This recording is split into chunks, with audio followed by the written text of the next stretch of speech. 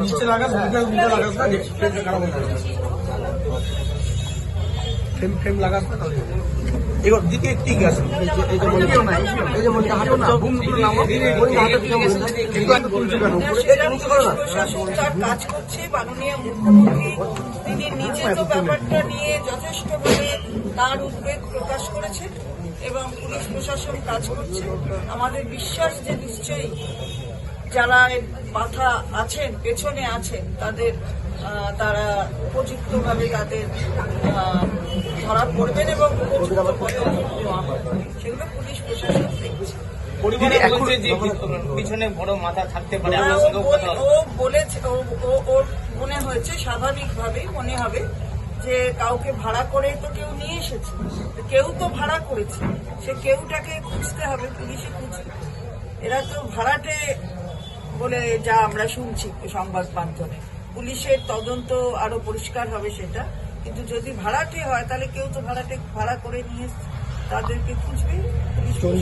যেভাবে সময় চলে যাচ্ছে, 4 দিন ইতিমধ্যে অতিক্রান্ত, ফলে যারা মূল অভিযুক্ত বা যারা মাস্টার মাইন্ড তারা তো অন্য আশপাশে যে পার্শ্ববর্তী দেশগুলো আছে সেখানেও পালিয়ে যেতে পারে, তাহলে পুলিশের কি আরো একটু অ্যাক্টিভ হওয়া উচিত?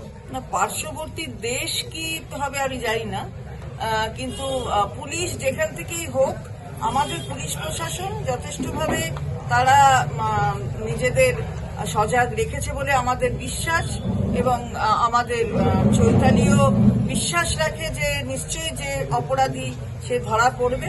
আমরা দেখি মাননীয় মুখ্যমন্ত্রী নিজে তো নজর রেখেছে। চৈতালিকে কি অভিযোগ করলেন আপনার কাছে? অভিযোগ কিছু করেনি, ও আমার দীর্ঘদিনের সাথী। অভিযোগ তো থাকবেই, কেউ ওর হাজবেন্ডকে এরকম ভাবে মেরে দিয়েছে, তো ও একটা ছোটবেলা থেকে ওর সঙ্গে ও মানে ওর সাথে ওর ভাব আর কি, মানে যে হাজবেন্ড হবার আগে থেকে, তো সেখান থেকে তো একটা মানুষকে এরকম ভাবে মেরেছে, তা স্বাভাবিকভাবে ওর দুঃখ প্রকাশ আমার কাছে করেছে এবং আমার সাথেও প্রথম দিন থেকে আছে। মাননীয় মুখ্যমন্ত্রী ভীষণভাবে উদ্বিগ্ন। আমি হয়তো আরো 2-1 দিন পরে আসতাম, কিন্তু আজকে আমি এসেছি, মাননীয় মুখ্যমন্ত্রী আমাকে বলেছেন তুমি এখনই যাও, তাই জন্য আমি আজকেই এখানে এসেছি। ও উদ্বেগ প্রকাশ করেছে, ওর ছেলেটা এত ছোট, পড়াশোনা করছে, তার সে একদম অভিভাবকহীনের মতন একজন হয়ে গেছে। খালি মা আছে তো বটেই, কিন্তু মূল অভিভাবক চলে গেলে বাড়ি থেকে যেটা হয় আর এইভাবে চলে গেলে যেটা হয় সেটা কেউ নিতে পারছে না, একদম চুপচাপ ওরকভাবে রয়েছে।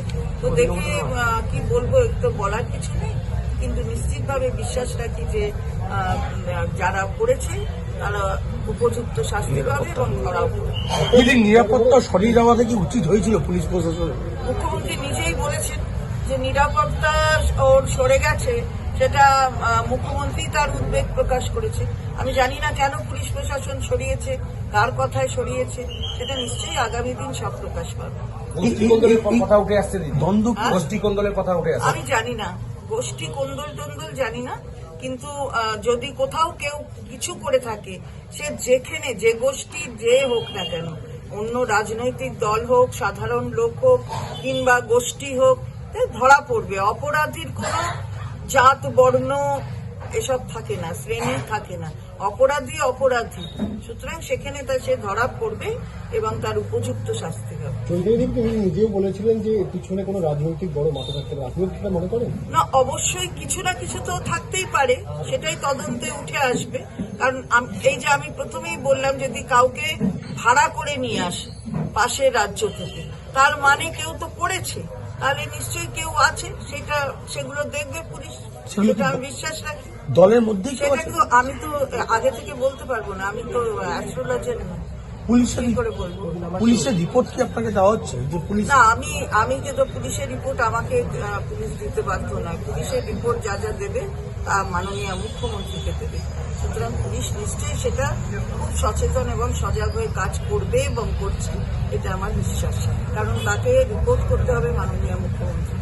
যারা গ্রেপ্তার হয়েছে তারাই কি এই ঘটনার সঙ্গে যুক্ত, আপনি কি মনে করেন? যুক্ত তো ছিল নিশ্চয়ই, গ্রেপ্তার যখন হয়েছে তাহলে কিছু না কিছু তাদের সাথে যুক্ত হওয়ার মতো কিছু তথ্য পেয়েছে বলেই পুলিশ করেছে তাদের গ্রেপ্তার। আমি তো গোটা ব্যাপারটা ওরকম ভাবে মানে হাইপোথেটিক্যাল কিছু বলতে পারি না। সুতরাং নিশ্চয়ই আপনারা সবাই জানবেন এটা অত্যন্ত দুঃখজনক, শুধু নয় মানে বেদনাদায়ক, তার থেকে অনেক বেশি যে এরকম ভাবে যদি কাউকে চলে যেতে হয়, যে এতগুলো মানুষের অভিভাবক হিসেবে কাজ করতো, তাকে যদি এরকম ভাবে চলে যেতে হয়, তাহলে নিশ্চিতভাবে সেটা একটা বড় দুর্ভাগ্যজনক ঘটনা। সে বিষয়ে কোনো সন্দেহ নেই, কিন্তু সেটা নিশ্চয়ই নিষ্পত্তি হবে। যে যেখানেই ভেবে থাকুক না কেন যে সে করে পার পেয়ে যাবে, সেটা হবে না। পুলিশ প্রশাসন নিশ্চিত তার স্টেপ নেবে, এটা আমার বিশ্বাস। পুলিশের এত সিকিউরিটি রয়েছে, এত নজরদারি রয়েছে, তাও সত্ত্বেও এই ধরনের প্রকাশ্যে দৌরাত্ম দুষ্কৃতীদের নজরদারি থাকার মাঝে না, নজরদারি নেই এটা কেউ কখনো বলতে পারবে না, কিন্তু তার মাঝেই হয়। বিএসএফ এর নজরদারি আছে, তারপরেও জঙ্গিরা ঢোকে। তাহলে কি নজরদারিতেও সেখানে কোথাও কিছু করেছে, তার ফাঁক ফোকর খুঁজে বার করেছে। কিন্তু যেটাই হয়ে থাকুক না কেন, সেটা পুলিশ প্রশাসন আমাদের যথেষ্ট সজাগ হয়ে সেটা উপযুক্ত ব্যবস্থা নেবে। আপনি কি মনে করছেন দৌরাত্ম দুষ্কৃতীদের বেড়ে যাচ্ছে এই রাজ্যে? না, আমি কখনোই সেটা মনে করছি না। সব দুষ্কৃতীদের কাজটা নিশ্চিতভাবে খুবই খারাপ, কিন্তু তার মানে আপনি যদি বলেন যে বেড়ে যাচ্ছে রাজ্যে, তা নয়। এটা বহু রাজ্যে হয়, আপনারা আবার সেই রাজ্যগুলো দেখেন না। তাদের থেকে যদি হিসেব করি তাহলে আমাদের রাজ্যে হয়তো কম, কিন্তু কম সেটাও হওয়া উচিত না। আমি তাকে প্রেজ ওয়ার্ড দিয়ে অথবা তাকে আমি সমর্থন করছি তা নয়, এতটুকুন হলেও সেটা খারাপ। সেটা পুলিশ প্রশাসন সেদিকে নজর রাখছে। সিআইডি তদন্ত কি করার ভুল? সেটা মাননীয় মুখ্যমন্ত্রী বলবেন, আমি এসব বলতে পারি না। আমি এরকম হাইপোথেটিক্যাল বলবো না, বলে আমাকে বলতে পারবে না। Thank you.